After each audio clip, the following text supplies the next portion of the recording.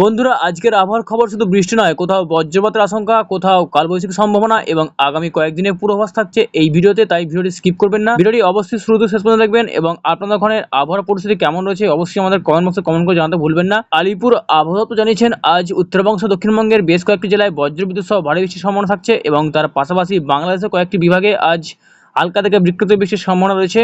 তো আসুন সরাসরি আপনারা দেখার চেষ্টা করুন লাইভ ম্যাপের মাধ্যমে আজ কোন কোন জেলায় বৃষ্টির সম্ভাবনা থাকছে। তো বন্ধুরা, এই মুহূর্তে আমরা রয়েছি বজ্র বৃষ্টির মুহূর্তে দেখতে পাচ্ছি আজ বাংলাদেশের সকাল থেকে প্রায় সব অংশেই বজ্রবিদ্যুৎ সহ ভারী বৃষ্টির সম্ভাবনা থাকছে এবং বিকেলের পর থেকে কিন্তু দেখা যাচ্ছে বজ্রবৃষ্টি, যেমন কালাপাড়া, মাথাবেড়িয়া, ফিরোজপুর, বরিশাল, মতিরহাট, লালমোহন এই সমস্ত জেলাতে আজ বজ্রবিদ্যুৎ সহ ভারী থেকে অতি ভারী বৃষ্টির সম্ভাবনা থাকছে।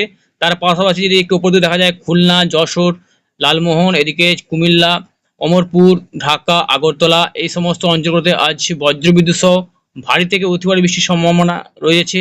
তার পাশাপাশি রয়েছে ময়মনসিংহ, সিং, কাপসিয়া, সিলেট, শিলং, শিলচর এই সমস্ত অঞ্চলগুলোতে আজ বজ্রবিদ্যুৎ সহ ভারী থেকে অতি ভারী বৃষ্টির সম্ভাবনা থাকছে। পশ্চিমবঙ্গের ক্ষেত্রে যদি দেখা যায় উপকূলীয় জেলাগুলিতে আজ বৃষ্টির সম্ভাবনা নেই বলে চলে। দক্ষিণবঙ্গের কোনো কলকাতা, কোলাঘাট, খড়গপুর, আরামবাগ, চাকুলিয়া এবং চন্দননগর এই সমস্ত অঞ্চলগুলোতে আজ বৃষ্টির সম্ভাবনা কম রয়েছে এবং সন্ধ্যার পর থেকে কিছু কিছু জেলায় হালকা বিক্ষিপ্ত বৃষ্টির সম্ভাবনা থাকছে, যেমন দুর্গাপুর, কাটোয়া, এর পাশাপাশি রয়েছে সিউড়ি, বোলপুর, আসানসোল, তারপর বেলডাঙ্গা, বহরমপুর, রামপুরহাট, আজিমগঞ্জ, দমকল এবং মুর্শিদাবাদের কিছু কিছু জেলায় আজ বজ্রবিদ্যুৎ সহ ভারী বৃষ্টির সম্ভাবনা থাকছে। তোমার ক্ষেত্রে মালদা, দার্জিলিং, আলিপুরদুয়ার, কোচবিহার এবং রাতের মধ্যে হালকা বিক্ষিপ্ত বৃষ্টির সম্ভাবনা হতে পারে। এবং যদি দেখা যায় 7টা থেকে 8টা নাগাদ কিন্তু বজ্রবিদ্যুৎ সহ হালকা বিক্ষিপ্ত বৃষ্টি শুধু থাকবে বর্ধমান, শান্তিপুর, সোনামুখী, কৃষ্ণনগর, গুসকরা, কাটোয়া, বোলপুর এই সমস্ত নদে আজ রাত্রে 9টা এবং 10টার মধ্যে বজ্রবিদ্যুৎ সহ ভারী বৃষ্টির সম্ভাবনা থাকবে। এবং বাংলাদেশের ক্ষেত্রে কিন্তু বৃষ্টির সম্ভাবনা প্রায় সব অংশে রয়ে যাচ্ছে। খুলনা, আগরতলা, তারপরে পাশাপাশি রয়েছে যশোর এই সমস্ত অঞ্চলগুলোতে কিন্তু আজ বৃষ্টির সম্ভাবনা থাকবে।